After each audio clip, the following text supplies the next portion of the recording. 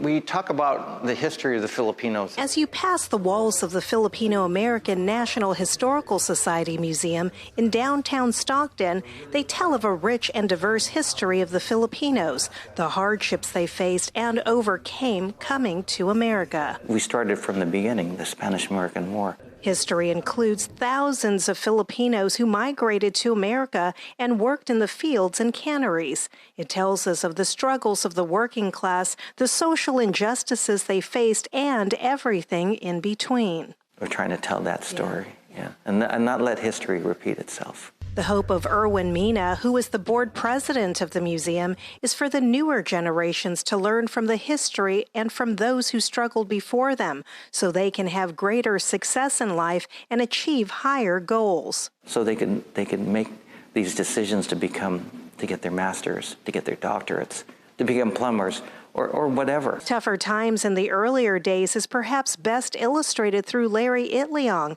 an icon to Filipino migrants and what Cesar Chavez was to the Mexican laborers.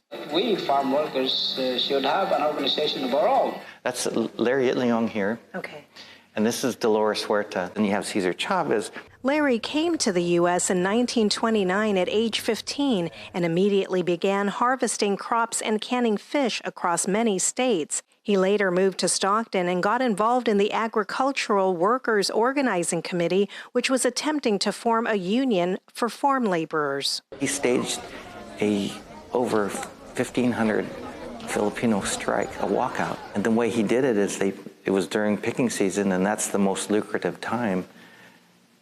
And they walked out. Larry asked Cesar Chavez and his National Farm Workers Association to join the strike. They merged under a new name, the United Farm Workers, with Larry as assistant director. He was able to organize and have where it was a unity and you had collective bargaining.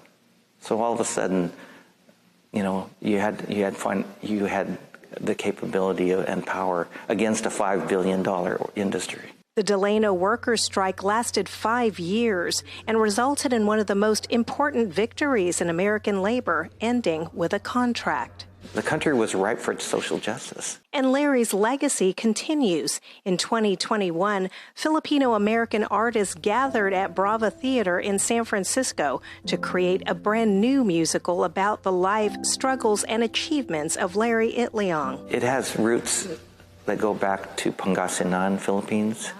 It has roots that go back to Stockton, Alaska. It has roots that go back into Seattle and in Coachella and Delano. This spring, a park will be dedicated in Delano, the Larry Itliong Unity Park, costing $13.3 million, will include an aquatic center, amphitheater, and sports fields. In Stockton, covering local news that matters, Rowena Shaddix, Fox 40 News.